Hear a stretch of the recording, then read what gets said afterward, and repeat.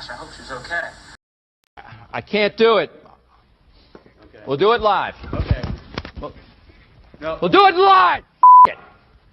Do it live. I'll write it and we'll do it live. Thing sucks. Here we go. It's Friday, June 6th. We have made it another week. It is the Daily Puck Drop live here on Twitter and YouTube. Also, the Puck Sports mobile app. If you don't have the Puck Sports mobile app, please download it today to your iPhone and your Android phone. Go to Google Play or the iOS store. That's right. Puck Sports mobile app. You can listen to the show on the move, on the go, the live show, also in Apple CarPlay. Those watching the live show, we appreciate it there on Twitter and YouTube. YouTube chat is open, as always, for your pleasure. Just go to Puck Sports on YouTube. Now, everything later. If you come into the live show a little bit past it, and you're like, I missed everything. We podcast everything right at 12 o'clock up on YouTube, Puck Sports, and your favorite podcast platforms, Apple, Spotify, wherever you find your podcasts. And, of course, you can find everything up at pucksports.com, including where you can sign up to be a Pucks Posse member. All it costs you is $5 a month. You say, well, what the hell am I spending $5 a month for? You are supporting everything we do here, the Daily Puck Drop at pucksports.com. But in addition to all the free daily content we do, nobody else is doing this. We also give you bonus material, bonus shows. Our Mitch Unfiltered appearance every Thursday. MLB Insider Ryan Divish on Wednesdays. You get the full episodes of those. The Sports Pit, and the new Sports Pit is out this week. 90 minutes with myself, Sandmeyer, and Matt Stretch Johnson, and a great story about Barbara Hedges. And it also includes special guest, the one and only Mitch Levy. All of that. You get all the live shows every day, and then when you're a Posse member, you get all the bonus shows. I mean, no one else is giving you all this, all right? And you get Limback Lumber, because they are the proud sponsors here of the Puck Sports Studios. They offer free deliveries, contractors, everything from whole house packages to homeowner DIY projects. Largest stock moldings in the Northwest. They've got old school service. They've been doing it since 1930. Give them a call. 206-782-3487. Visit them online at limbacklumber.com. Also, be sure to check us out on all the social media platforms. Puck Sports on Twitter, on Instagram, Blue Sky, Puck_sports on TikTok, and Puck Sports on Facebook. Ladies and gentlemen, sometimes he's here, sometimes he's not. Monday, Wednesday, sometimes Friday, sometimes it's a Wednesday, sometimes he's off, sometimes he's driving, sometimes he's going to a wedding. We don't know, or he's playing golf. From Bend, Oregon, still has yet to figure out the blurry background. Why he's taking video right now, I don't know. It's Jim Moore, the go-to guy, who's brought to you by... Was that a good introduction? I don't really consider that a good introduction. I mean, you act like I'm the biggest slacker in the world, and I'm not. I want you to know that right now, as we're sitting here this very moment, I basically have 5 jobs. Not 0 jobs, not 1 job, not 2 jobs. I have 5 freaking jobs. I got hired by Quail Run Golf Course yesterday to be a golf course marshal. So let's add that to the Puckett podcast thing that I'm doing. I'm a Substack writer. I work for the News Tribune. I work the concerts, and I'm also a substitute teacher. And you act like I'm just a slacker and a half. Come on, man. Come on. Redo that introduction. Hello? Is my mic working? I lost you there. Is the mic working there? The mic working? Sorry. You said you were working hard? I'm supposed to be retired. Yeah, God, I showed up at Quail Run yesterday, and the guy goes, he looks at me, he goes, "You're hired." And I go, "Don't you want to do a background check?" And he goes, "No, you look like a good guy." I said, "I am." Yeah, I'm hired. So you're complaining about working. I'm brought to you by A Clean Streak, professional window and exterior cleaning service out of Oak Harbor, proudly serving Island and Skagit counties for more than 10 years. Brian Turner is the greatest guy.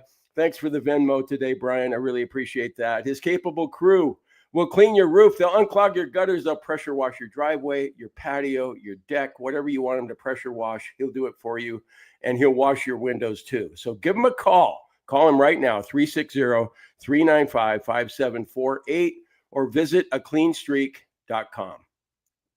Corey asks a great question. Is it hard to get a marshal gig after totaling a golf cart? Did you put it on the resume just so you know Quail Hollow? Is it Quail Hollow? No, that's in Carolina. No, that'd be really nice if it was Quail Hollow. What is Quail it? Run. It's in Lapine. Oh, Jesus. All right. Well, good what's luck wrong with Lapine. It's beautiful down there. There's more pine trees than people. It's awesome. There's also more meth there as well. All right. Okay. Quail Run? Yeah. Yeah. Quail. Come visit me at Quail Run. Shot a 95 there yesterday. God, I just suck, man. People really care about your golf score. All right, so Quail Run. That took about 2 seconds to say that. I'm not going to give you a play-by-play of how I did. I shot 95. That's it. Hey, what's your? Hey, tell everybody what your handicap is. I think people don't know because I haven't figured it out. I'm probably about a 20 now. Quail Run. Yeah, that's right. Do they know about the golf cart incident? I did not put that on my application. Yeah, I didn't. I neglected to mention that. I wanted to. What if they find out? Well, maybe I'll get fired from another job. So it's okay. You are going to be a great court marshal. You're going to be a great golf marshal. No, I talked to Dale yesterday. He's the head of the course marshal guys. And they check people's coolers down there. Like, how we always try and smuggle in beer in our coolers, and we don't want to pay the prices that they're charging at a golf course, or we have them in our golf bags and then we put them in the cooler after we leave the first hole. At least some of us do that. They actually check the coolers there. Even if you tell the guy, hey man, I just have water, you got to check their coolers. The marshals do? Yeah. I'd find a new course. You would? Doesn't sound like the course I'd like to work in. I know. I didn't like hearing that from Dale. And this is what you get with Lapine. I already pictured myself looking in somebody's cooler, just like, at the concerts when I see edibles or, something like that. I kind of, okay. I think you can say this is what I would say. When do you check it? On the first hole or every time you drive around? No, the first hole. Okay, so check it you checked it. Hey, you just say, hey, you look in there. Okay. How about don't open these right now? Wait till you get past the first hole and you're good to go. And then if it ever comes back to you, just say, I checked in there. There was nothing in there. I didn't check their bags. And they probably had them in their bags. Well, that would be lying. Oh, I forgot that you're against lying. No, Dale, he really yesterday was going through the rules and regulations. And that's a big one because you can lose your liquor license if you allow that to happen. Plus, Dale looks like a guy who could kick my ass. All right, so you're going to be telling some poor guy in Lapine, hey, sorry, Teddy. I know you just got off a long week of work, and we'd rather you buy the $15 beer here rather than the $15 you spent on a six-pack that you now have in your cooler. You're just trying to relax and have some fun. I got to take those. You're going to do that? Beta male guy? No, I know I can't. Happen. I know I can't. I know. Dale told me yesterday, he goes, Jim, I think we're going to have you replace a guy that, just can't tell people no. And he just doesn't hurry him along. And I'm thinking, you're going to replace that guy with another guy just like the guy that you're, getting rid of. You're replacing with the guy who lets people in with knives and edibles to the concert. Yeah. Dale doesn't know what he's doing. Yeah. Sorry, Dale. No, actually, it was a gun. I let a guy in with a gun. Oh, a gun. That's right. Yeah. And knives, though. Didn't you love knives? Or No. I confiscated a couple knives the other night. Another concert tonight, though. I'll be back there, just busting my tail. You are working hard. Mumford and Sons. You ever heard of Mumford and Sons? Of course. I enjoy Mumford and Sons. What do you mean, of course? Of course. Yeah. So there's a lot of listeners out there that are going, of course. I agree with Puck. But there's got to be people like people like me that are going, who the hell are Mumford and Sons? I don't know if there's a lot of listeners that know who they are. I'm just saying I know who they are. They're very good. They're big enough to have 2 concerts in a row down here. Did you ever watch Ted Lasso? Yeah. Do you know the theme music? Does the theme music ever, like the beginning music, ever ring a bell to you? Well, it would if I heard it. Okay. Well, anyways, that's them. That's them. Yeah. I heard they're a British rock band. Yes, they're a pretty big deal. Okay. Certainly bigger than Skillet. Well, okay. Who isn't bigger than Skillet? What should I be looking for? What kind of crowd can I expect tonight? They're going to be hot girls, or? Yeah. I think you'll see a lot of the urban sombreros on tonight. You know what I'm talking about. Yeah. We get tattoos. We get a lot of tattoos and nose rings. Hipster, very hipster. It'll be a hipster crowd. Okay. Yeah. And then tomorrow it'll be a big show. Yacht Rock Review. Oh, I'm in. Hey, I saw a video yesterday. What were all the protests in Bend about? The whole town was shut down. What were they protesting? The president? Is that what it was? No idea. That's the first I've heard of it. What do you mean that's you didn't see downtown? It was the freaking. No, I wasn't downtown yesterday. I was in Lapine, remember? South of town. That's right. Yeah. But you didn't. Oh, it was. You got to find the video. I'll send it to you. It was just gridlock, lockdown. Yeah. The whole downtown stopped. Yeah. Well, this city itself is not a fan of our current president. But if you get a mile or two out of town, you see the Trump Vance signs everywhere. Hey, let's get into that right now. Let's spend the next 30 minutes discussing. No, I mean it's and where do you stand with the president? Thoughts, comments? Let's go. It's equal opportunity down here. You can find a party you like. You know, it just depends on where you live, how far out of town. All right. So when does the first marshal job? When does it begin?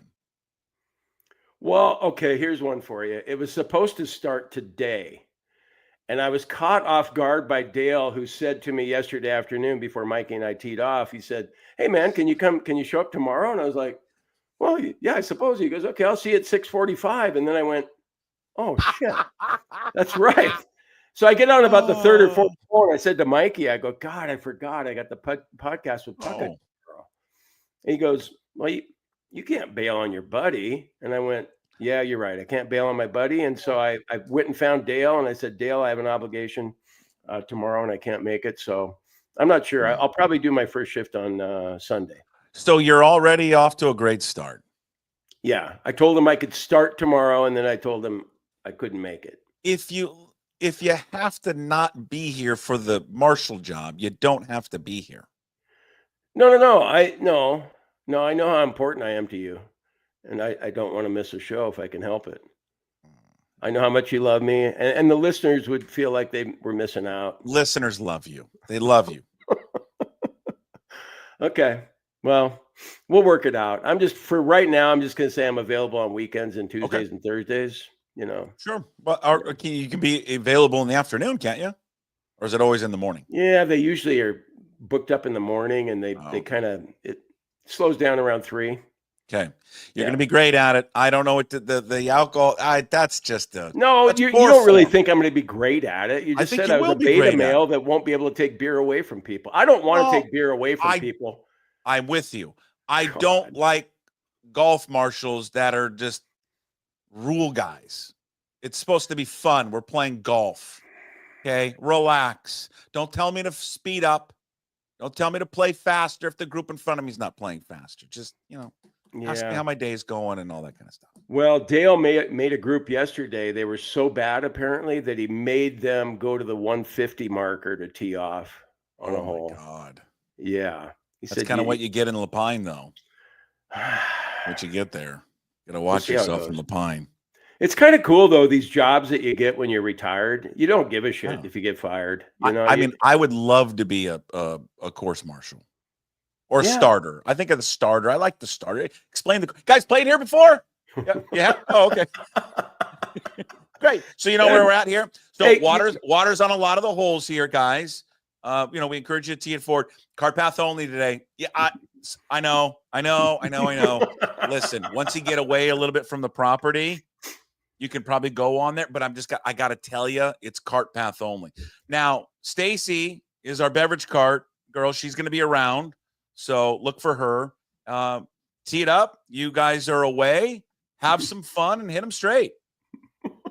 Love it. Sign me up. How many times when they tell you 90-degree rule today where you actually go 90 degrees? Isn't it more like about 140 degrees? Never, ever. Even on the par 3. F you. I'll drive wherever I want to drive. God. Well, okay, Palouse Ridge, I'd never be hired as a course marshal there. Well, That's we for know sure. that. Yeah, yeah. Because if I was, I'd be selling. Watch out on number 4. You don't want to go down that one hill there. Okay, before we get into hard-hitting sports like Pacers, America's team, Mariners offense, dreadful. We got Chris Egan coming up bottom of the hour. He's mad at everyone that's rooting against OKC for some reason. The Scout is back. Do a deep dive into Harry Ford today with the Scout. You wrote a column on it. You have discovered the individual who wrote the note that you are the worst neighbor ever. Oh, okay. I was wondering what you were getting at there. Have we confronted the neighbor yet? No, and I never will, it sounds like. Tell the story of how you found out who the neighbor was that wrote the letter. For people who are unfamiliar with this story or wondering what we're talking about, there was an incident about a month ago. Jim's kids were parking in front of their house. There is no parking in his neighborhood in front of his house. It's clearly, there's a sign that says don't park here. They did it once. There was a handwritten note, please don't park here anymore. They did it again because, like their father, they don't listen to rules. Then there was a letter that was typed out, and in that typed out letter was you are the worst neighbor. With this and you not following the rules and your dog's barking at all times of the day, you're the worst neighbor that's ever come in here. So, and called me an asshole. Yeah. Yeah. No, I found out the other day who it was, and it's not because, you told me I should go searching for this guy and like kick his ass or something. Yeah. But I wasn't going to do that. I was making some pulled pork on my Traeger grill for the kids because they really like it. And so, but I didn't. How's that have Traeger grill? Do you like it? I like it, but it's foolproof. You can't screw it up. You really can't. You can't screw it up. Okay. Like sometimes with a regular barbecue with charcoal or propane, you can leave it on there too long and burn stuff. With the Traeger, it's just getting smoked, and so you don't really burn it. But anyway, I didn't have any foil, and I didn't want to go to the store. I was in a hurry, so I thought, well, I'll just check with one of my neighbors that I think still likes us, and she might give us some foil. And I was talking to Candy right next door, and she had some foil. Candy. She said, I'm happy to give you some foil, Jim. And oh, by the way, I found out who wrote that note. And she said, you won't have to worry about dealing with him anymore because he and his wife got divorced and he's left the house. So he's left the neighborhood. So I don't have to deal with him anymore. But Puck, if you read far enough in that Substack column, jimmore.substack.com. And by the way, I've got, I think 996 subscribers or something like that.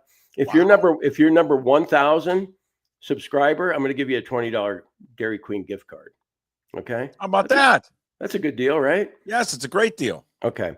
But where was I? What was that? Oh, okay. If you read far enough yesterday, what point was I going to make? Do you remember? I forget what it was. If you read it far enough down the post, is there something about the neighbor? Oh, yeah, that's right. Okay, He's getting a divorce. Thanks for helping me out here. I'm starting to lose my memory a little bit. It's fine. He's getting a divorce. No, I would really like to invite him over for a beer because he didn't go about it the right way. Like we all agree that he should have knocked on our door and we could have talked face to face about the issues that he had with us. But he was right about us not parking there. And I didn't realize the dogs were barking their fool heads off. And so we've taken measures to correct both of those things. So what I want to do is meet him, say, I'm really sorry about what happened. I'm sure that I've been through a divorce. I'm sure it's been a very tough time for you. And that probably contributed to why you wrote that note. Why don't you come in and have a beer? Let's have a beer. Love it. That's the way I was going to approach it. If I ever do see this guy when he's, stops by and picks up his kids, maybe I'll just look for some guy driving by that, looks like, shit, man, I got to pay $1,500 a month and I got to pick my kids up. But I'll look for somebody who has that look on his face.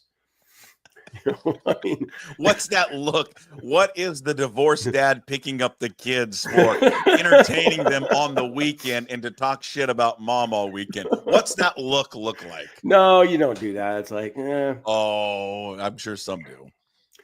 No, when you go through a divorce, it's tough though. And so I'm sure that Oh. he's had his moments, and that was probably one of those moments. Yeah, you were. He I was. had one time, Puck, when I went through the divorce. Sorry to interrupt you. I know it's the daily puck drop. It's Please not the do. daily Please Jim go drop. ahead. But No, you're good. when I was going through a divorce the first time, I did my best not to trash on mom Excuse me. at all. Time out.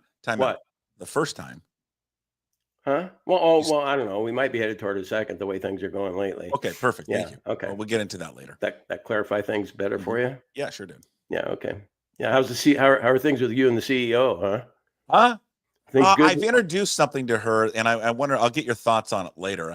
I'm thinking about introducing or starting a business called Nighttime Wife.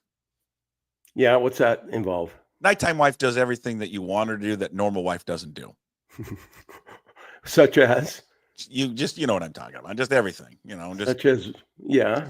Just your beck and call at nighttime. That's what Nighttime Wife is. Yeah.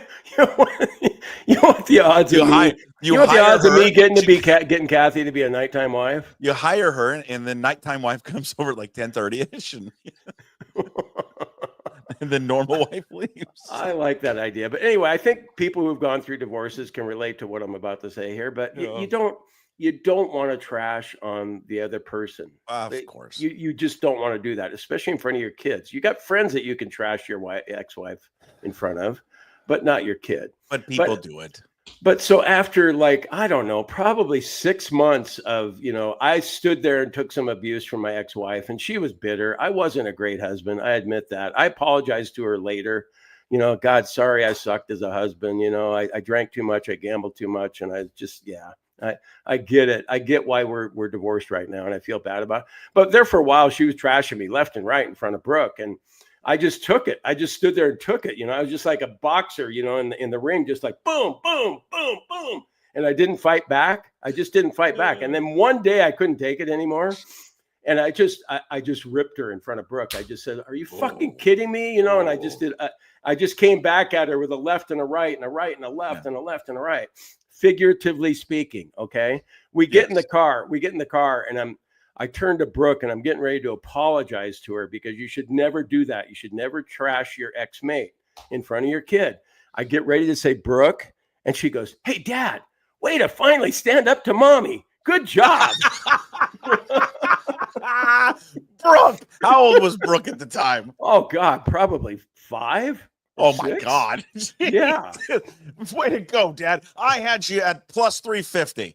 So I know she's probably sitting there going, "God, Dad's a pussy. He never says anything." Well, that's where the birth of the beta male started right there. Okay, so we got sidetracked here. Yes, so the neighbor's probably having a bad day. He's going through a divorce and all of that. So you understand he lashed out, and you were the one. You were the anger that he wanted to address and get it out, instead of like the whole situation with his family. So he took it out on you.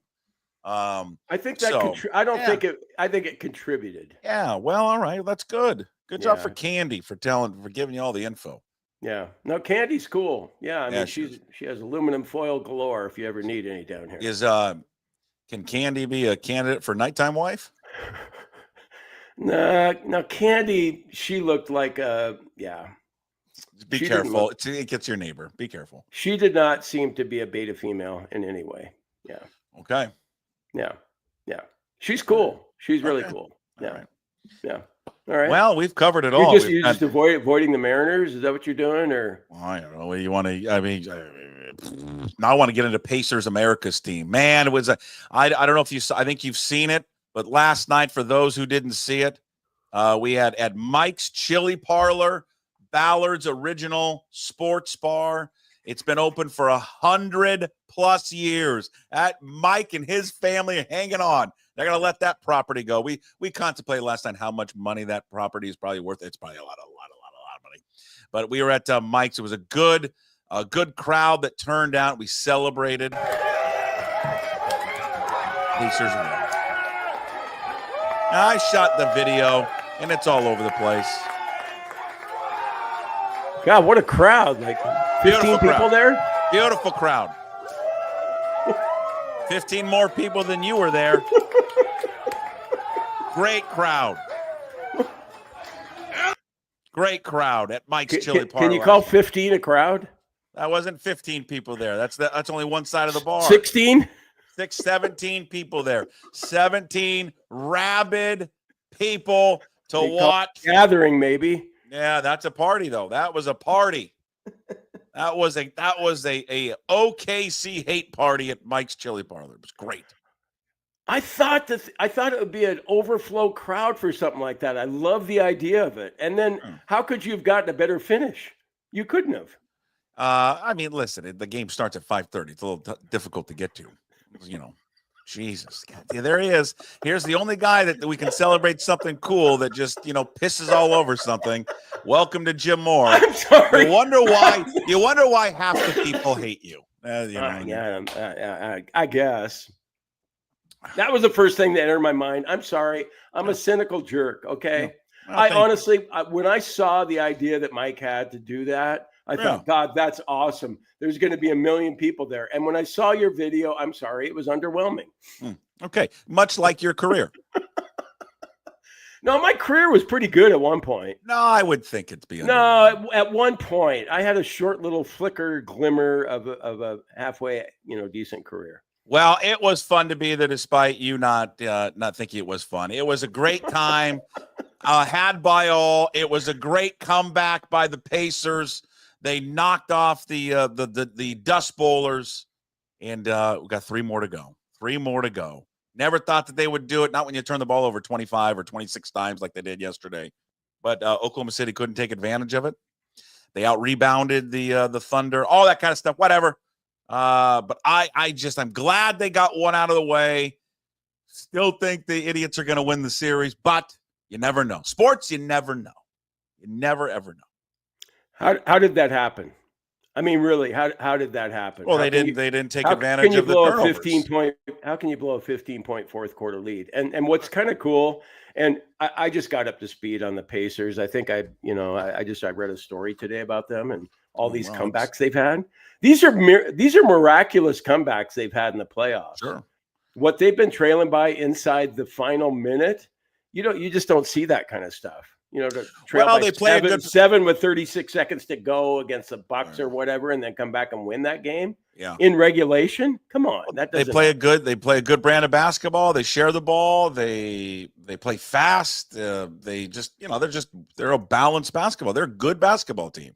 The other one just happens to be, more balanced and has better talent. But Tyrese Halliburton was ended up in that last few minutes to be the best player on the floor, and SGA didn't. But it's just, again, they were heavy favorites. They were minus 750 going into the game. So, and for the series. So, again, they were heavy favorites. Indiana steals game 1. We'll see if they can.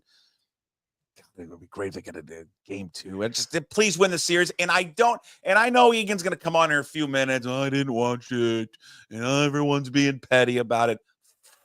I'm going to swear. Fuck that.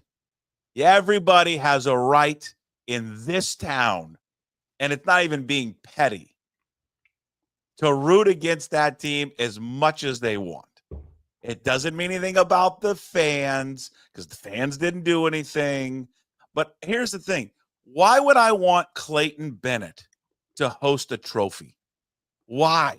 Why would I want that lying piece of shit to raise a trophy? He came to this town, lied his ass off, lied to us at the station, lied to politicians. He used Lenny Wilkins, propped him up and used him. Used all of the Bill Russell, used all of them. And then we're supposed to be like, oh, we need to get over it. I will never get over it. Ever. Even when the team comes back, I'm not going to get over it. Mm-mm. Why would anybody get over it? Why? I mean, it's okay to have a sports hate. It's okay. It's not real hate. It's a sports hate. Although I really hate Clayton Bennett. Like, I hate him. Yeah, and looking back, we all know that should have never happened. Usually when a franchise moves, it's because lagging attendance and other factors like that, but that wasn't the case in Seattle. Everybody's always had a love affair with the Sonics, and mine started in 67 when they started. I was 10 years old, and I absolutely loved it. And so it's going to be nice when they come back. And then there was talk, Adam Silver yesterday going on the record that they're going to at their owners' meetings in next month, they're going to be talking in Vegas about possible expansion. Although he still always talks in these bigger, wider terms. He never gets very specific. Could be. He said it could be. There could be authorization. But he did say if they do, I know. I just think this, I don't know why he does this, but I think if they do authorize to start the formal expansion process, then it's happening. And he said that. If we start it, if we give the green light to authorize the start of the process, then it's going to happen. Yeah. So we should find out in about 6 weeks whether or not it's going to officially happen. Is there any chance at all, Puck, and I suppose you're going to say yes, given how the NBA operates, that if they do go into expansion talks, that Seattle doesn't get a team? Like what, are they going to go Vegas and Mexico City or something? Zero. I would say 0 too, but I'd also say 1% because it is the NBA. All right. Yeah. No, you're right. You're right. You probably have to throw out that 1%. Well, the man who was angry at people celebrating OKC's loss joins us right now from Puyallup. Ladies and gentlemen, it's Chris Egan from King 5, who scolded me yesterday. No, it's bad journalism, Puck. I'm tired of bad journalism. We're seeing it. We're seeing it on TVs. We'll talk a little bit about that in a sec regarding high school baseball, bad journalism on other stations, and we're getting bad journalism right here, Jim Moore. I was never mad at Jason Puckett and his buddies rooting for the Indiana Pacers. 17 of us. Never mad about Puckett and his 17 friends gathering to watch the game. What I'm mad about, Jim, is we shouldn't even be watching this series. We should be hoping that this is the lowest rated NBA Finals of all time. If you have an ex-wife, would you go watch her on a date? No, you would not. So we don't need to watch this. I don't know. Depends on the ex-wife, Chris. I don't know. You want a disaster. And that's what I'm rooting. I'm rooting. Yes, if I'm rooting for the Indiana Pacers with everything I have, you better believe it. And I'm not even going to mention the other team. That's at King 5, Jim, we will not show any highlights of the NBA Finals unless the Indiana Pacers win. Okay, that's what we're doing. Paul Sylvie and I have come to that agreement. We will only show Indiana. What if the NBA Finals were on NBC when they go to NBC next year? Maybe next year with Michael Jordan, but they're not. They're not right now, Puck. They're not right now, so I'm not going to go there. I'm also rooting, and I love Jim. I love great stories, and I love this Indiana Pacers team for several reasons because they're playing a team that we want to lose. And there's a story of a young man by the name of Ryan Carr. Have I mentioned this before on the show, Puck? Before? Sometimes I get story timers. I don't think so. Ryan Carr, 1989, 1990, tried out for the Sumner High basketball team and was cut. Transfers to Rogers High School, tries out for the basketball team there at Rogers High and is cut and is crushed because Ryan Carr loves basketball. Mm-hmm. Not a tall kid, didn't have a great shot, according to some of my sources, and was cut. Well, Rod Iverson, a legendary coach for Rogers High, went up to Ryan Carr after he was cut and said, Ryan, I know you love basketball. I want you to become my manager of the Rams team. Ryan Carr says, okay. So he's the manager for a very good Rogers Rams team for 2 years. I think they went to state. Out of Rogers High, Ryan Carr goes to Indiana and is Bobby Knight's manager for the Hoosiers. And then, just a fascinating story of working hard, and so many kids want to just go right to the top. 1997, Ryan Carr starts as a video intern for the Indiana Pacers. 1998, he takes a job as a video coordinator. 1999 through 2003, he's an assistant coach at the University of Texas, El Paso. 2003, comes back to the Indiana Pacers as a college scout.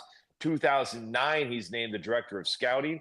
2017, he gets into player personnel.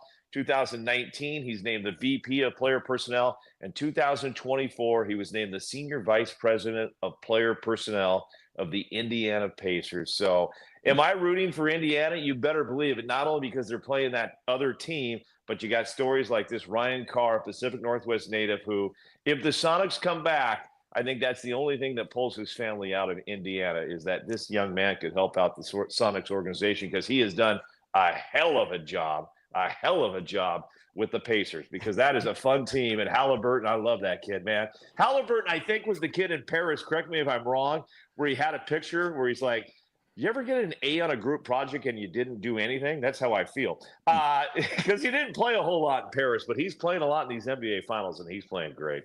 Okay, I know this is your segment. Are you going to stop talking for a second here? I'm done, Jim. I'm done. I got that all out. Okay, Sean brings up a good point, and this is, and that was a great story about that kid from Sumner. I mean, it was awesome. I love it, Chris.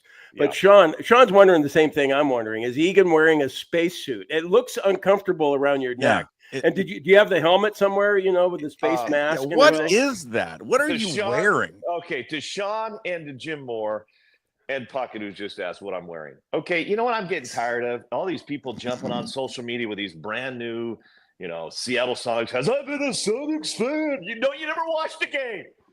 My dad took me in his station wagon in 79 and 80. I've been watching this team since the 70s. You know where this thing's coming from, Jim Moore? This is Luke Rittenauer's warm-up jersey. That's Luke Rittenauer. Yes. Luke Rittenauer wore this when he was playing for the Sonics. God, out of Blaine. Luke Rittenauer became very good friends with a very good friend of mine, Coach Brett McDaniel, who is a big fan of this show. And Brett McDaniel gave this to me for emceeing an event many years back, and he gave me Luke Rittenauer shoes, which I still have. So this is actually Luke Rittenauer wore this. Is that Dr. Brett McDaniel? No, he's not a doctor. He's not a doctor. He's a school administrator, but he used to coach basketball, and he actually coached. Brett was a great athlete at Puyallup High. Went up and actually coached at Blaine and was one of Luke's coaches up there. So that's how they began that connection. I'd go back you to seem this. angry today, Egan. Yeah, you are. You are. Is it because Puyallup lost and they had that coach? We're going to get into. I can't see. I can't we're gonna see. Get My it. kids We're can't going to see. get into that. More bad journalism. We're going to get into that. I can't see. It's Jim, too. If we were up 8-0, I could see. Jim, I'm mad because we start the show and Puck's like, he was mad at me. No, I wasn't mad at you for rooting against that team. I was just mad for watching. We don't need to watch that crap. Why you mentioned this earlier? You wouldn't want to watch your ex-wife go on a date. No, I would, because I would want to see how bad it went. We all like car crashes. It goes good, Puck? What if it's going good? What if then I want to team starts doing good? I don't want to watch that. Yeah, well, I want to watch so they lose. I think I and the 17 of us, Jim, played a part in the Pacers winning yesterday. Because they could see that crowd at Mike's Chili Parlor? Did you see that, Egan? Yeah, I saw the 17 people, and then I heard a clip as I was coming home last night because I just kind of wanted to see what happened at the end of the game. And then, welcome to one of the greatest basketball venues in the NBA. And I'm like, oh my God. I want to see. Just because everybody wears the same colored T-shirt, you're the best basketball venue? Shut up. I don't even know the name of that city. Who cares you got the same T-shirt? Go to the Cameron Indoor Stadium and be like the Duke fans. Then you can call yourself great. They're not great there. Stop it. I want to see them lose, and that will bring me great pleasure to see them cry and be upset. That's why I'm watching. If Ryan Carr, the Indiana Pacers, Halliburton, and Larry Bird are up 3-0, and I get wind that they're up 20 points in Game 4, I'll turn it on. I'll turn it on. I'll turn it on, Puck. Come on. Until then, I don't even know what channel it's on. I don't care. You will next year when you get da da da da da da da da da da. By the way, if you're an NBA fan and you just want to chuckle today, you want to laugh, jump on YouTube and Google John Tesh NBA theme song Round Ball Rock. It is all I'll say is at a concert, John Tesh was in Europe and he calls his answering machine and says, hey, John Tesh, this is John Tesh. I got an idea for an NBA song. It goes something like this. All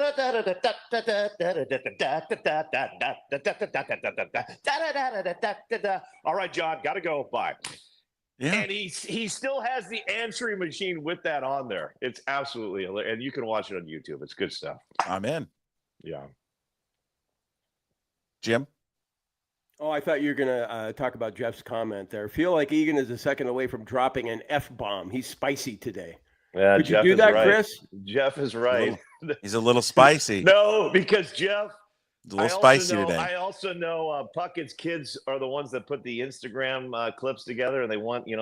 Oh, They yeah. want hits. So I that do. would be I could give you all this great stuff today, Jim, and that's the clip the Puckett kids would put on there. Damn right. Egan loses it while yelling at me and drops F-bombs. So exactly right. Yeah. So is the Puyallup coach still upset about the lights? Or let me ask you, Jim brings a good point. Hold on. If they were up, hold on. It's his show, Egan. Hold on. Yeah. Okay. If they were up, for people that don't know, Puyallup played Lake Washington semifinals last Friday, state 3A championship. Yep. The game got Lake Washington was handing it to the Vikings. 8-0, knocked out the best pitcher in the state. Bye-bye. Take him out. Then the Puyallup coach complains about the lights. Can't see. We shouldn't be able to play anymore. What inning was it in? Fourth inning? Fifth inning? Third inning. Is when the complaining started, when they couldn't see. I know. When did they call it, though, officially? I think it was the fifth, somewhere between the bottom of the fifth, maybe. Yeah. Fifth inning, they call it. Here's the ripple effect. They've got to resume it the next day.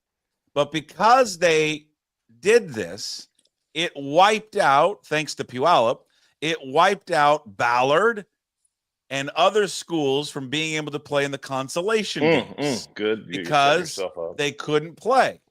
Okay. Because the WIAA, which again, this is not Puyallup's fault. We'll get in the WIA's decision what they did because they were wrong of what they did. But here's the question. Yep. Do you think the Puyallup coach is going up to the umpire in the bottom of the third or fifth if they were up 8-0 going, yeah, we can't see. We should probably call this. Lake Washington deserves to be able to play under some conditions where they can see. All right, Puck. I'm looking forward to this, Egan. Make it good. You better be careful. You know where your bread is buttered down there. Trust me, I'm ready to go here on this one. I've done my research. I've done my homework like a journalist would do, and I'm not reacting off of social media posts from people that got a little emotional. Puyallup Lake Washington. Let's begin with this. Congratulations to Lake Washington State champions. They knocked off the 5 seed, the 4 seed, the 3 seed, and the 1 seed for the state title. Number one, the Puyallup High School team, you can look at any quote from any coach, any player, took nothing away from Lake Washington. They said they got beat. Their number one pitcher, who was named the Gatorade Player of the Year, got hit and did give up a lot of runs. So number one, Puyallup has never made any excuse to losing to Lake Washington. They gave credit to Lake Washington. Number two, if you do your journalistic integrity and actually ask some players on both teams and fans on both teams, after the third inning, the conditions were not only unplayable, they were not safe. The batters could not see the balls coming in because it was dark. Yakima Community College had not had a night game in 12 years. In 12 years, they've never had a night game at this facility. The banks that shine on home plate were missing light bulbs. It was very, very hard for the batters. Lake Washington has a phenomenal pitcher going to Oregon. The Puyallup hitters said they were basically guessing on where that ball would go, taking nothing away from this guy from going to Oregon. Phenomenal pitcher. He deserves a state championship.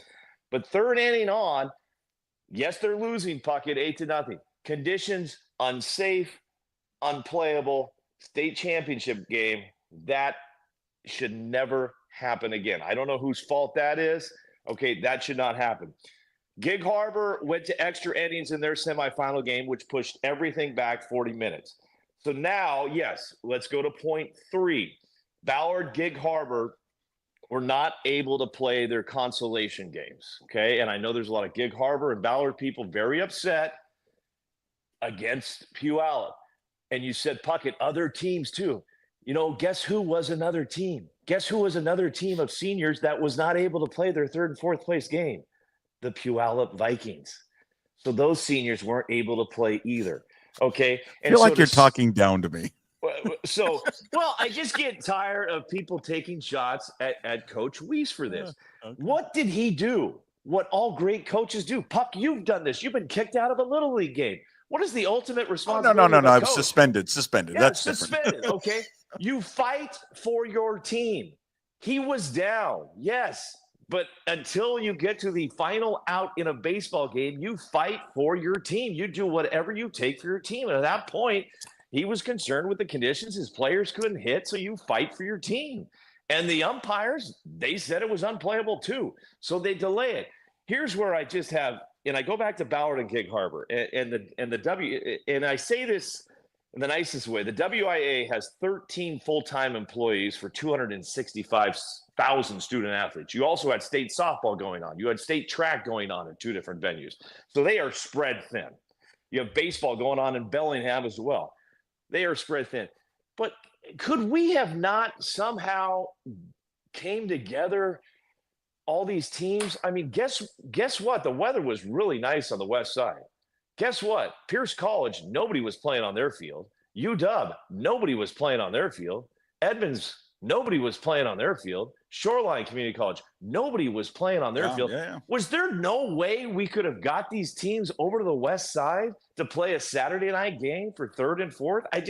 I find that to me like, did everybody just kind of, and I understand everybody wants somebody to do something for them, but it just, if you're really pissed off that your senior didn't play, I just feel like, God, we could have tried a little harder, maybe played a game on Monday, gone to Funko Field. UW was wide open. So I'm a little baffled on that one right there. At number 6, Puck, this is where I just get pissed off.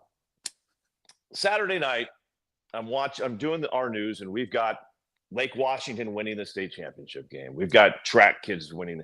And I look up and I see 2 stations from Seattle that don't cover high school sports. And the only thing they cover Saturday night is light controversy in Yakima. That's it. That's all they cover. You know what? You don't do high school sports, so don't jump on and put that crap on now. You know what you missed, other 2 stations? You know what you missed? You missed Dylan Jacobs, a senior from Mount Vernon High School whose dad died in September. His best friend, Xavier Nyans, wore 9 his entire life, came up to Dylan Jacobs and said, Dylan, you're my best friend. Your dad wore number 9 at Mount Vernon. You wear my number to honor your dad. Dylan Jacobs told his best friend, Xavier Nyans, you know what, buddy? No, my dad wants to see you wearing number 9. I'm going to continue to wear number 5. Dylan Jacobs had a torn ACL. You know what Dylan Jacobs did, Jim Moore, in his last at bat as a senior at Mount Vernon High School with his best friend Xavier Nyans on base? He hit the farthest home run of his life, over 400 feet. The stands were in tears. Mount Vernon wins their first state championship since 1992. That is a story. That is what you should put in your news, not some crap about, the lights, the coach is yelling, blah, blah. The coach is mad. The coach is fighting for his team. God damn it. This is the Egan we've been waiting for. I mean, come on. If you're a coach out there listening, what would you fight for your team? You fight for your team. I'm sorry. That's, boom, I'm done.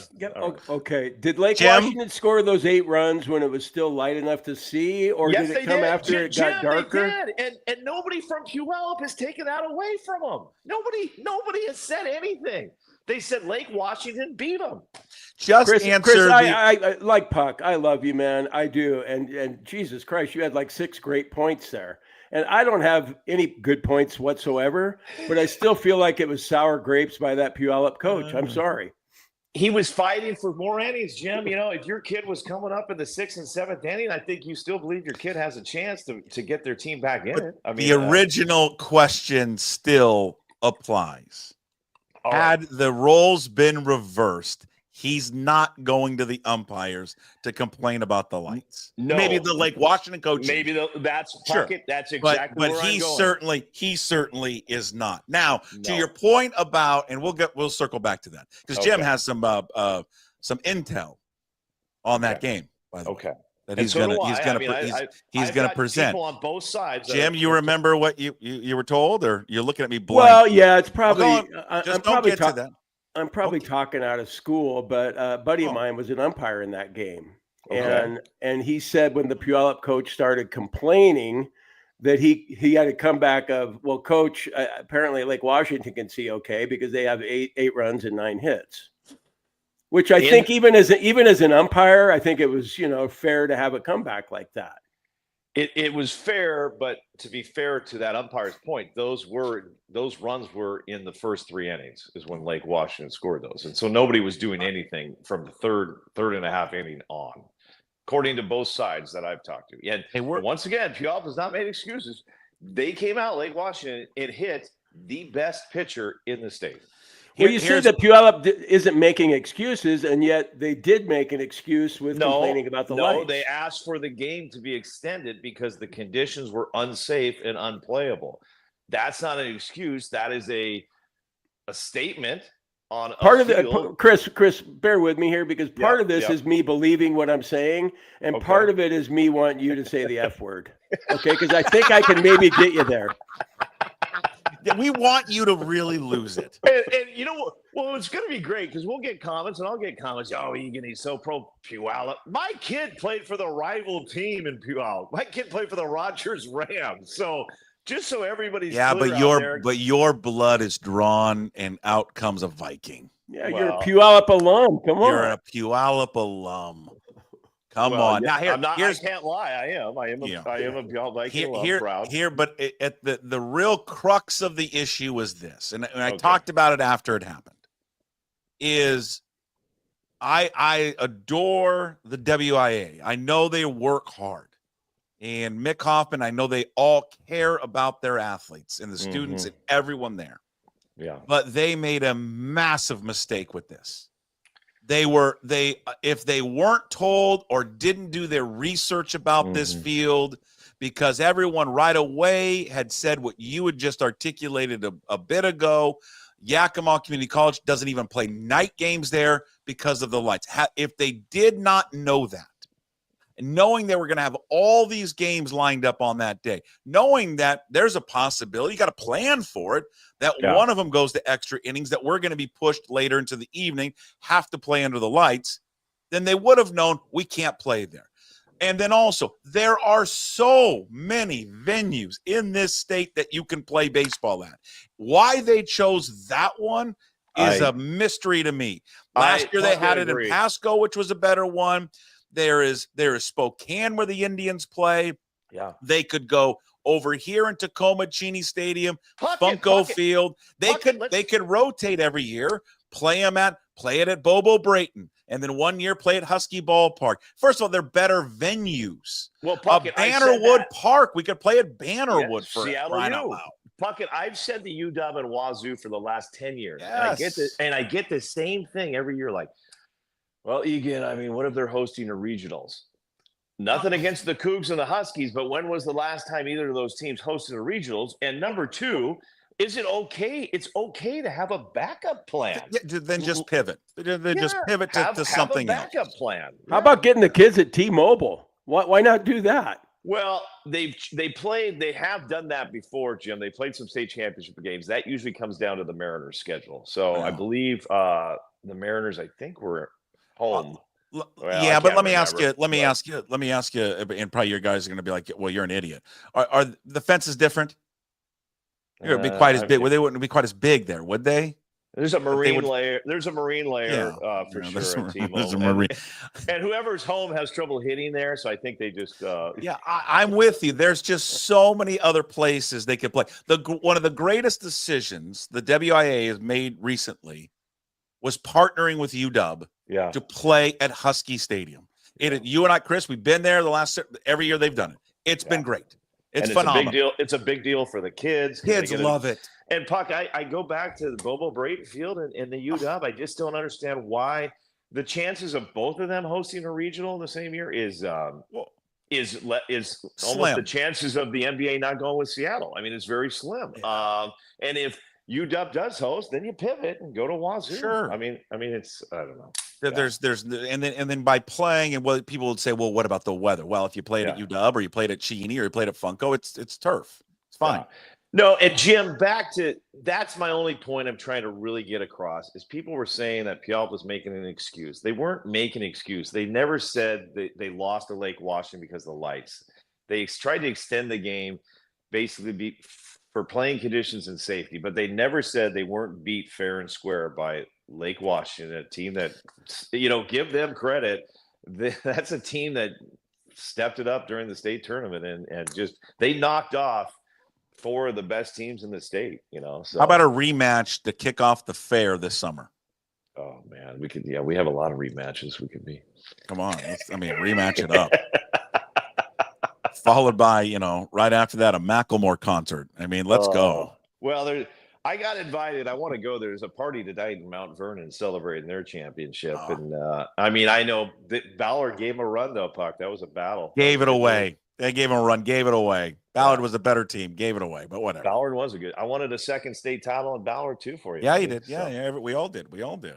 Yeah, all right. Well, hopefully they'll find a better venue. Hey, I got a buddy. I'm going to ask you this. Jim, you chime in here because you have a hot tub, so you don't need one. I got a buddy that wants to buy a hot tub, but he wants to buy it at the fair. Does that sound like a good idea to buy a hot tub at the fair? I don't know. Do you test it there at the fair? How does that work? Apparently, you get like fair show prices, so you can get some deals. I just have never been one like, hey, honey, let's get a scone, maybe a elephant ear tonight, and should we get a hot tub while we're here? I just never. I don't know why that has become a thing now, like hot tubs and now saunas and cold plunges. Hey, honey, let's go check out the heifers, and after we get through the heifers, let's bounce over to the hot tub. I just think maybe they think people are drink. Maybe they've had a few, libations, and maybe they're a little more loose with their money. And then what they cost now, Chris? Huh? I went into a hot tub store the other day to get some little chlorine tablets for my hot tub. Of course, I have one down here in Bend, Oregon. TVs too. Yeah, I thought that they were like in the $5,000 range. They're up to like $10,000 to $15,000 for these things now. Oh, it's ridiculous, and it's insane. They show the thing like where you could do like lap swimming. How many times have you actually seen anybody lap swimming in their hot tub? I've never swimming in the hot tub. They make it sound like it's just great. My greatest hot tub story ever was in there with my wife one night. We're having a couple Coronas, and a couple owls were in the backwoods mating. It was just fascinating. When you say owls, is that code for you and your wife? Are you the owls? How do you know when owls are mating? Do they have a different kind of? What did they sound like, Chris? Oh, it was what do you sound like? Well, we're not going to get into that. The show's already gone. You brought it up 3 times for it. Yeah, I know. It was a moment I remember. I love nature. How would you know when owls are mating rather than just? Oh, Jim. Did you lean over to Melanie and said, "Hey, look what they're doing, huh?" We just give it a shot. We just sat back and listened. It was pretty. It was a special night. Yeah. How romantic. But Jim, I will say this: if you're getting a hot tub and you're going to the fair, Puckett, your buddy, I will warn you on this one. I'll warn you on this one. Plan to be a mad chemist, because you've got it's just not water that goes in there. You've got to put like 9 different chemicals in there, and you just constantly have to be checking the water. I'm out. Putting it in there. So it's a lot of work. I'll just say. All right, Chris, this was one of your best performances ever. Well, can I end with something? Because last week we ended with something that if you got a mom or dad, say hi. And unfortunately, last Sunday, my father-in-law, Jim Fair, passed away at the age of 83. Incredible, second dad to me. In fact, Jim, Puckett, I go back to 1995. I was a reporter in Klamath Falls making $6.50 an hour. And I went into his house and asked if I could marry his daughter and be the first person to ever take a fair kid away from Puyallup. And he could have easily said, why don't you just get a job here and keep Melanie here? And Jim knew I loved his daughter. He knew I loved what I do for a living as a reporter. And he gave me his blessing. And from that day forward, he was like a second dad to me.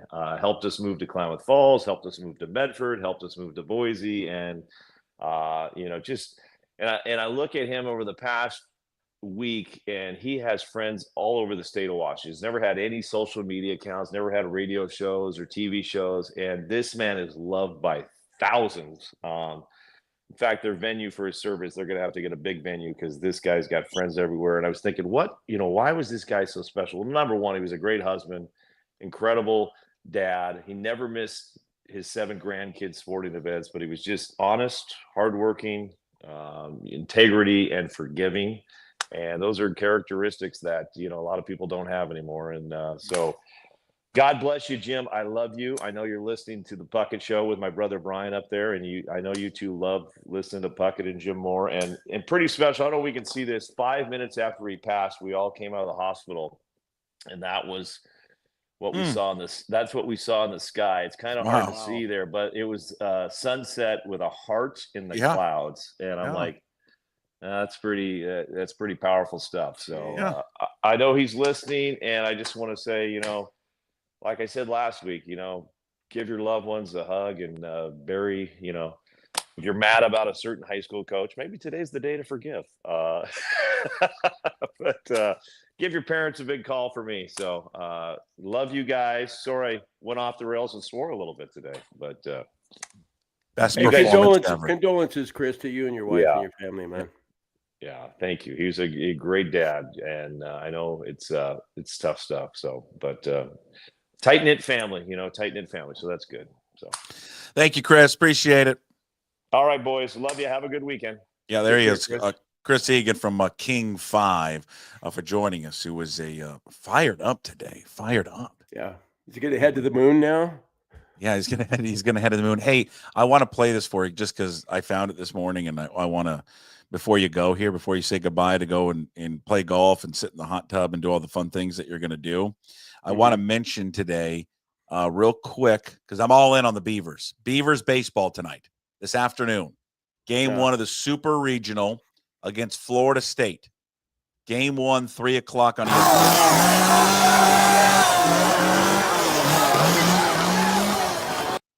That's right. Play it again. Goddamn right. The chainsaw.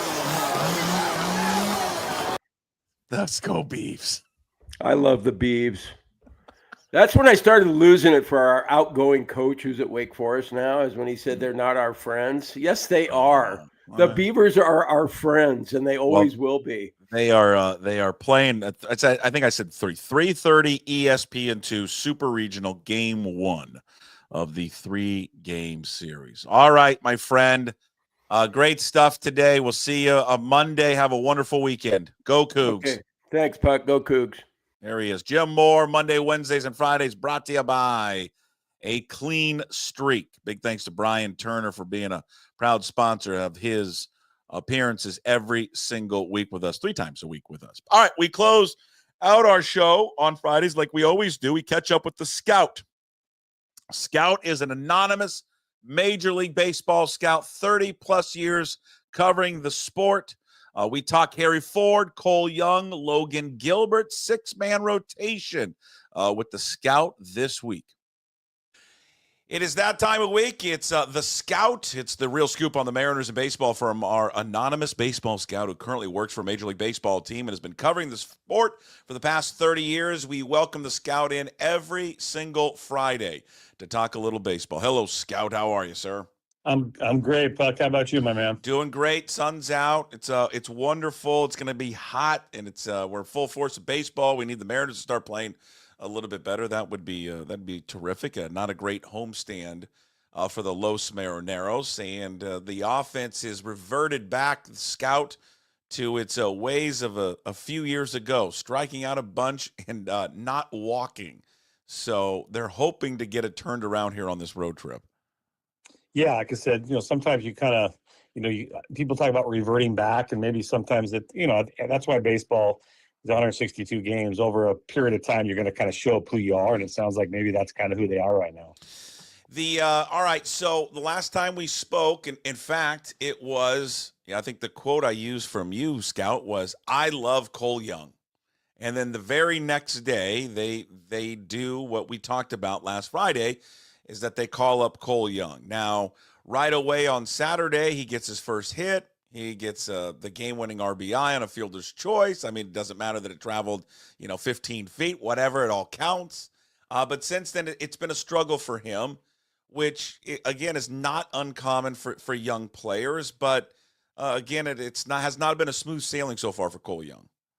No, no, and it's not gonna be. I mean, it's just, the thing is that, he's a young player. I mean, he's still 21 years old. He doesn't turn 22 until July. So you figure now he's only been playing professional baseball since 22, so this is 2022 he signs, and he plays 23 and 24 in the full minor league season. So, and he only has 245 at bats at AAA. So a young player, but super talented. Like, the Mariner fans are going to watch him. My guess is he's, who knows with trades and things like that. But if you told me that Cole Young was playing in the middle infield, whether it's short or second, probably more second for me for the next 10 years for the Mariners, I wouldn't be surprised. What's the most common thing that the young players, right when they come up, that they struggle at the most? Well, you're just seeing stuff that you haven't seen. A lot of times, when you're playing, and people think it's a simple jump from AAA to the big leagues. The pitching at AAA is not big league pitching. The big league pitching is absolutely special. So, the command is so much better, and there's more velocity, and there's more secondary stuff. So just seeing, the big league pitchers that you're facing, they don't give in, and they don't throw the ball to the middle of the plate. They've got big velocity. They've pitched to the edges, and they just don't give in. And that's what he's going to learn. He will. Like I said, he's this confident hitter that, I mean, there's a couple guys at AAA that I had AAA covers last week, covering Salt Lake and Tacoma. And he was one of the most impressive players just by the way he strolled up to the plate. He just gives off hitterish vibes, and he just makes you feel like he's going to get a bunch of hits. The jump, what's like the jump from AA to AAA and AAA to the majors? How would you compare and contrast those? It's probably, I don't know, the AA to AAA jump is less than the AAA to the big league jump for sure. Because, sometimes now people are jumping guys from AA to the big leagues. AA and AAA are pretty similar. It seems like a lot of AAA teams now are those 4A type teams where it's kind of that taxi squad, their reserves. Not as many prospects are in AAA. There's a lot of prospects in AA too as well. So it's a little bit. I don't think the jump from AA to AAA is as great as it is from AAA to the big leagues. It hasn't even been a week yet, right, for Cole Young. But I would assume for a young player, and you've been around these players, Scout. I would assume for a young player, this week though must feel like a year to him. Because it's every day, and you, how do you guard against him not being too overwhelmed here in this first week? Because whatever level he's been at, he's performed, right? And now he's struggling. And maybe I'm incorrect about that. Maybe there's been other times where he has struggled and he's found himself out of it. But I do wonder if he's ever struggled like this. How do you not let it or guard against it snowballing him and ruining his confidence? Well, my guess is, he's got 16 plate appearances, right? That's all he has in the big leagues. So I'm quite, he's probably, I don't know, he's got a hit or two maybe. Mm-hmm. I'm quite sure there's times where he was 1 for 16 in whether it was A ball or AA or AAA. So it's just such a small sample size. I don't know Cole Young. I've never spoken to Cole, but my guess is he has the mental maturity and to handle this, right? They're not, if you're really fragile mentally, the last thing you want to do is bring up a player that's I hate using the word struggle in 16 at bats, but sure. Because if he had in 16 at plate appearance, if he had 3 hits or 4 hits and he'd be hitting 250 to 300 right now, everybody thinks he's on fire. So it's just too small of a sample size. But I just don't think you move guys up if they're not mature and they can't handle this moment, because the moment comes from just, being at T-Mobile in front of 40,000 people and being in a pennant race. It's too early to call that, but, the Mariners are one of the top teams in baseball, especially with that pitching staff. So, like I said, I don't have any worries about the guy. And if he does maybe not, swing the bat as well as they want, he can always go back down to AAA knowing that, hey, this is his job either right now or in the future. Yeah, and then when you were saying that, whether the personality or they're too fragile, he hasn't. I no doubt he's frustrated. And again, and I agree with you, it's such a small sample size. I was thinking back to when they called up Ben Williamson. Williamson right away was on fire, and people were like, "Oh my God, I didn't think he was a hitter." All I heard about was his defense. Now he's cooled off since then. He hasn't fallen apart. He doesn't hit for power, but. Cole Young can clearly in the next week or two turn it around and be fine.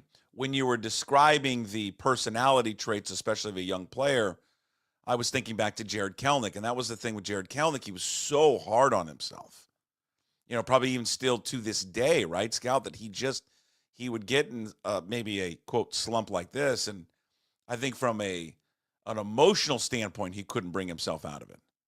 Yeah, I think that's one of the biggest problems with players.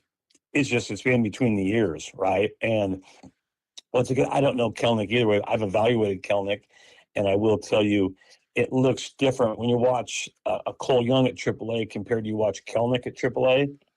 It just looks different, right? It just looks different. Like I said, Cole just has this ability when you watch him play, he just gives off confidence. Mm-hmm. And, that's when you're a manager or you're upper management and you're watching these guys play, you want to see how they react. Like I said, he's 1 for 16, but all of a sudden, if he had 2 more hits and he was 3 for 16, everyone would say he's off to a great start. But you just kind of have to kind of just watch it as you go, and you're going to spell him at times. And, the big thing for hitters is that he's going to learn what pitches he needs to swing at in the big leagues and which ones he can handle. So, and that just comes with times. Like I said, I would have zero worries if I was a Mariner fan when it comes to Cole Young.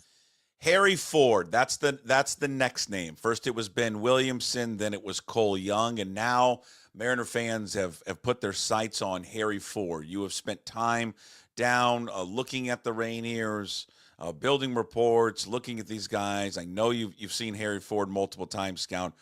What, for Mariner fans who have not seen him, maybe just seen some viral clips, let's talk about Harry Ford first from an offensive standpoint, and then let's talk about his defense.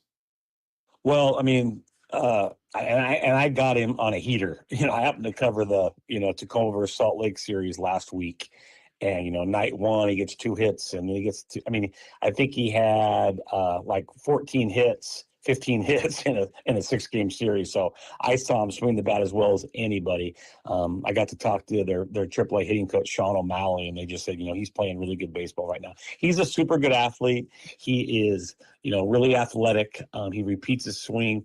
What he showed the other day was just big power. He hit 2 of the farthest balls I've seen, and they're just really, really easy swings. And right now, he just looks like when if he's not missing his pitch. Right, that's what happens sometimes is you just miss your pitch. Right now, he's not missing his pitch, and he's just he's hitting 320 in AAA right now.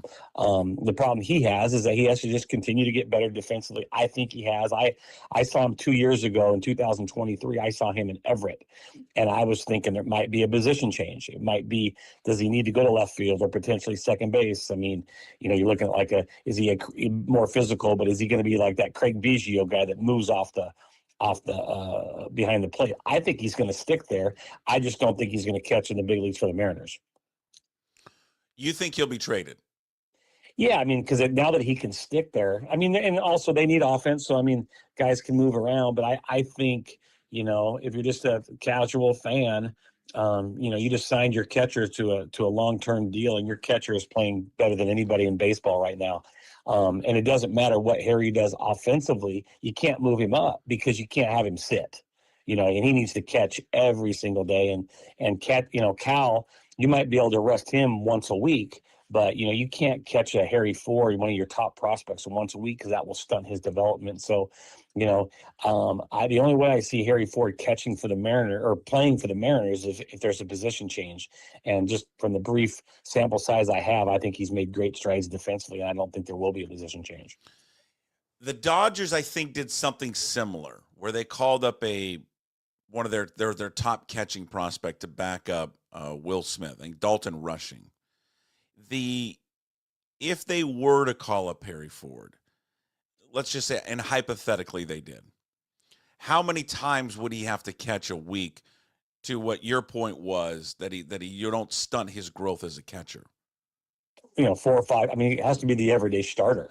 If you're not catching every day, it's going to stunt his growth because he's, like I said, he's trying to catch defensively. So, when people get frustrated, we got to move this guy up. You got to look at your club. You got to look at the roster that you have right now. And it'd be different if you had an older catcher. If it'd be different if I'm not sure how old Cal is right now, but if Cal was 33, where they wanted to catch him half the time and let him DH and play first, and then Harry's, catching at least half the time, then you'd have something. But I don't see that working out for him right now. But, baseball, the 162 games, people get injured, especially catchers. You take one off the tip,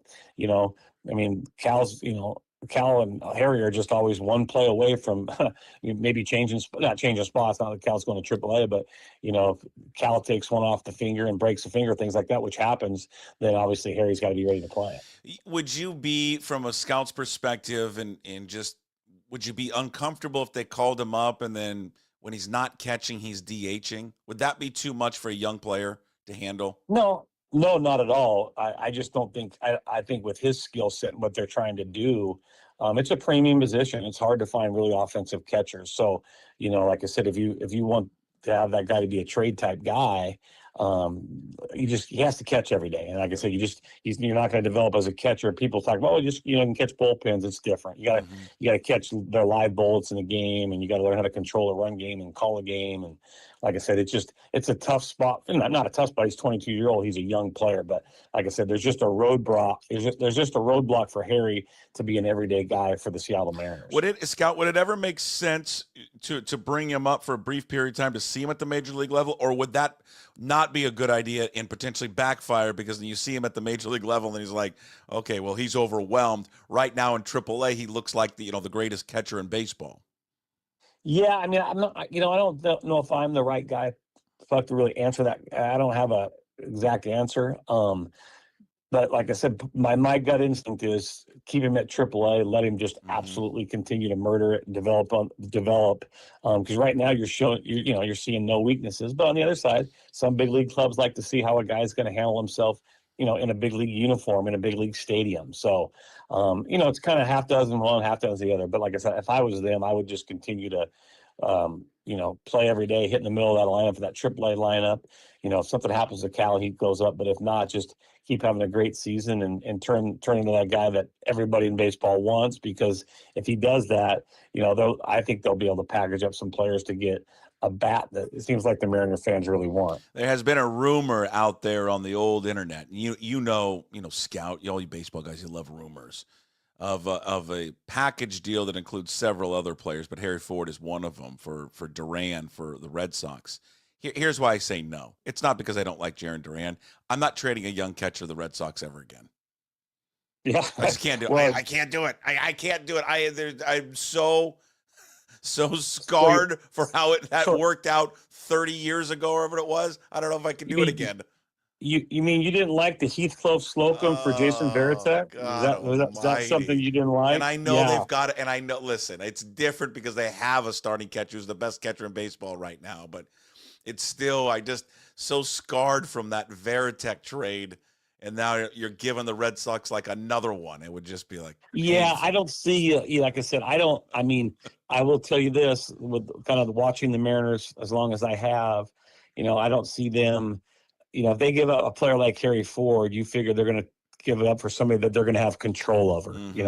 I don't see Jerry Dipoto just giving up your top prospects, the Harry Fords of the world, for guys that you're renting for 6 months. So, it's probably long-term vision of their team. Hey, I think we briefly touched on it. We've talked a lot about his offensive makeup. How is he as a catcher? Defensively? Yeah, I think it's gotten better. He's an athletic guy. And like I said, he moves the ball well. He's catching the ball. I feel like he does a really good job of bringing some strikes back in, but he also does the job where he kind of takes some strikes away. But that's just experience. You're just continuing to, learn how to,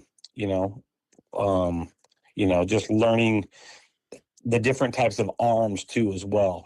They just at AAA, you're catching tons and tons of guys. You've got, it's way, way different. When you're watching a minor league game, if anybody decides to go watch a Rainiers game or ever game, the starters are going to get their 4 or 5 inning starts. But after that, it's a revolving door. So he's going to catch lots of guys, which is really, that helps with his experience, and it's getting better. He throws well. He's accurate. He does some good things. He just has to get better. Okay. Logan Gilbert, scout, made his second rehab start down in Tacoma. Appears that he is set to return here shortly. one concern that came out of that second rehab start, and you were down there watching this, was the dip in velocity. He said to reporters afterwards, nothing to be concerned about. Is that the case? Should he be concerned about that he had a dip in velocity? I mean, it's not. It wasn't a major dip, right? It might have been a little bit, a little bit miles an hour here and there, right? I wouldn't honestly, when I happened to see him, I think I saw his first start. It was just, it was just 45 pitches is all he threw. And, he ran that, when I was there, like I said, he ran his fastball the first, and he only threw 45 pitches. His fastball was 96, 97 miles an hour, and his slider was 89 to 90 miles an hour. So it wasn't like it was drastically different. I kind of felt like he was, it's kind of like spring training. Those guys are in the big leagues. I mean, he's Logan Gilbert. He's one of the best pitchers in baseball. And I'm not saying he wasn't competing, but when you go down there and you're pitching at the minor league level at that time on your rehab starts, you're just getting your pitches in and you're getting your work in. So watching him, like I said, I wish our club had him. he's plenty good enough. Trust me. Well, don't try to get him. All right. Yeah. They may flirt, and I'm just wondering, you think it's a good idea? Emerson Hancock's been terrific for him. Been absolutely under a 3 ERA. He's been great. He had one little hiccup in the beginning, and that's it. What should they contemplate, with the health situation of these guys, a 6-man rotation, you think, moving forward? The only thing I wonder about that is, baseball is a big game of routine, and pitchers are big on routine, obviously. So let's say you do that, and then all of a sudden you trade or whatever, something happens, and then they go to a 5-man rotation. Does that affect? Does it affect him? That's the only thing. With as many arms that they have, you'd think it'd be a good idea. But all of a sudden, if you do it for half the season, and then the second half you go to 5 days, your body's been training a certain way. I'm not smart enough, Puck, to tell you it's the right thing or the wrong thing.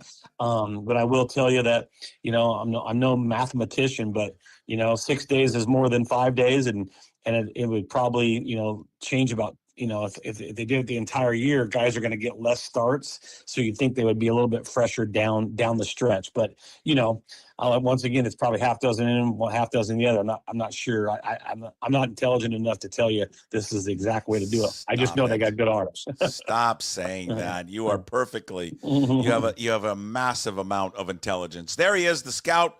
Real scoop on the Mariners and baseball from our anonymous baseball scout who currently works for Major League Baseball teams, been covering the sport for the past 30 years. Always enjoy these conversations every single week, Scout.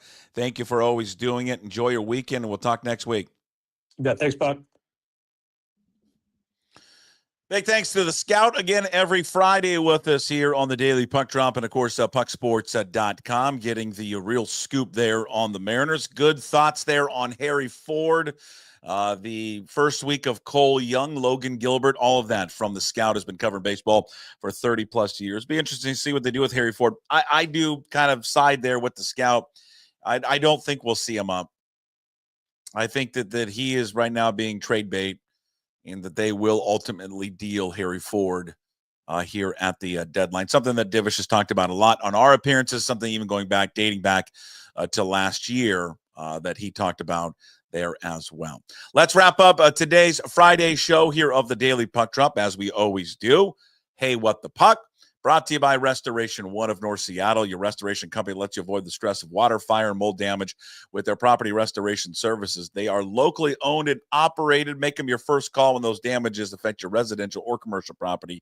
206-817-8970. Visit them online at restoration1.com, the North Seattle franchise. Back to the last night and the OKC hate party at Mike's Chili Parlor, which was, despite what Jim says, was a fun time. You don't let him rain on our parade.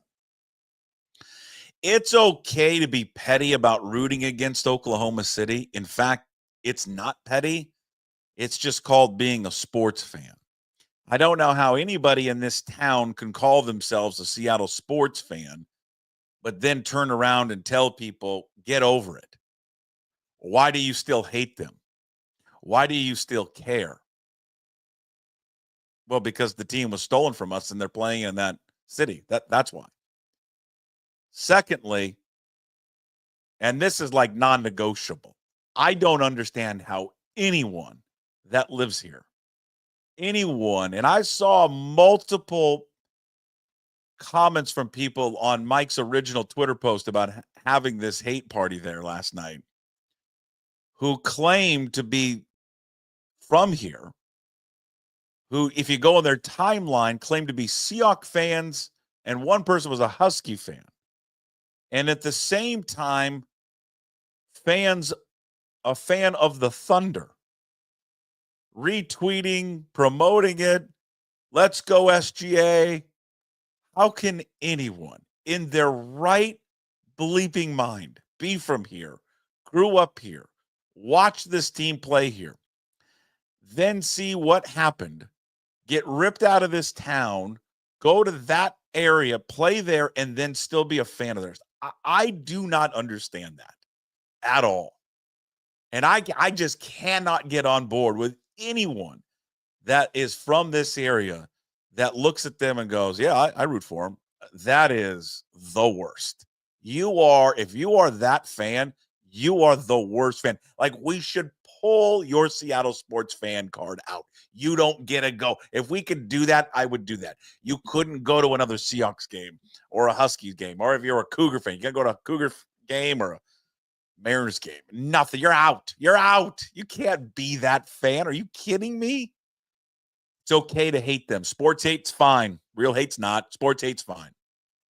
Sports hate is what being a sports fan is all about. So it's not petty.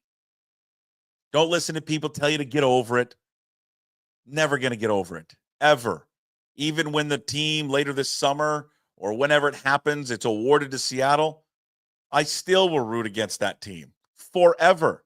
They will forever be the enemy. Not the fans, not the people there, but that ownership group. Now that's real hate, Clayton Bennett. That's real hate. But the team itself, yes, of course. Always and forever will we sports hate that city and that team. Always. I tell you what, the puck brought to you by Restoration One in North Seattle.